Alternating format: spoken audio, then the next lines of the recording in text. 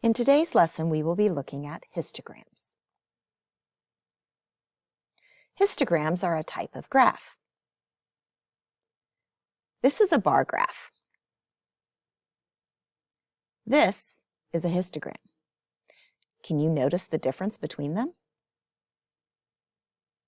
A bar graph shows on each column just one item. In this case, it shows a rabbit, a dog, a cat.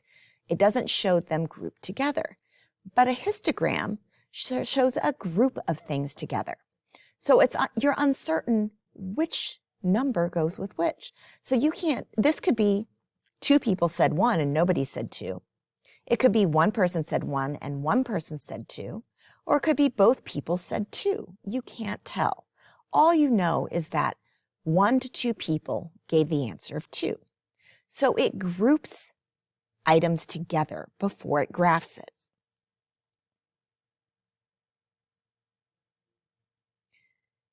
So if we look at this histogram, it shows hours practiced each week. Notice the bars are grouping 0 to 4 hours, 5 to 9 hours, 10 to 14 hours, 15 to 19 hours, 20 to 24 hours, and 25 to 29 hours.